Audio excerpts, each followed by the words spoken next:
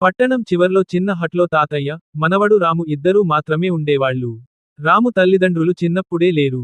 అమ్మ బడికి వెళ్ళినప్పుడు ఇచ్చిన చెక్కల గుర్రం మాత్రమే రాముకు ఉన్న అతిప్రియమైన బొమ్మ.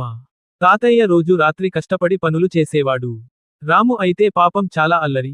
కానీ గుండె మాత్రం బంగారు. ఎంత పేదరికం ఉన్నా ఇద్దరూ కలిసి నవ్వుకునే రోజులు. ఒక రోజు స్కూల్లో టీచర్ రామును పిలిచి చెప్పాడు. రామ్, రేపు స్కూల్లో టాయ్స్ డే. అందరూ కొత్త బొమ్మలు తెస్తారు. నీవు ఏది తెస్తావు? రాము అమాయకంగా నవ్వి, నాకున్న ఒక చెక్కల గుర్రం ఉంది సార్, అమ్మ ఇచ్చింది, అన్నాడు. టీచర్ నవ్వి, పర్లేదు రామ్, అదే తెచ్చుకో, అన్నాడు. ఇంటికి వచ్చాక రాము ఆనందంగా తాతయ్యకు చెప్పాడు.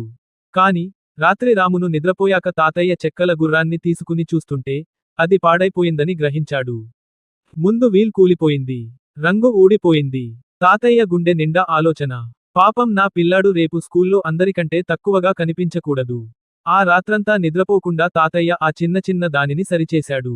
తన చేతి దగ్గర ఉన్న రంధ్రాల చెక్కలతో గుండుగుండుగా, జాగ్రత్తగా అన్ని వేసి, ఐరన్ వైర్తో టైట్ చేసి, పాత పెయింట్ బాక్స్ తెచ్చి కొత్తగా రంగు రాశాడు.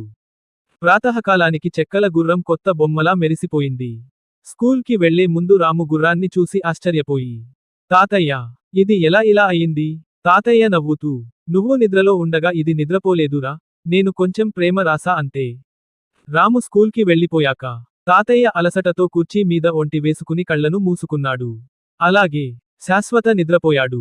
స్కూల్ నుంచి రాము వచ్చి ఇంట్లోకి వచ్చి, తాతయ్య, టీచర్ నాకు ప్రైజ్ ఇచ్చారు, మా గుర్రం బాగుందని అన్నాడు అని అరిచాడు.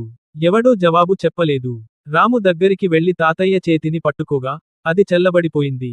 రాము ఆ చిన్న చెక్క గుర్రాన్ని బిగిసిపట్టి తాతయ్య ఓడిలో పడుకుని కన్నీళ్లు ఆపుకోలేక పడ్డాడు. అమ్మ ఇచ్చిన గుర్రం, తాతయ్య రాసిన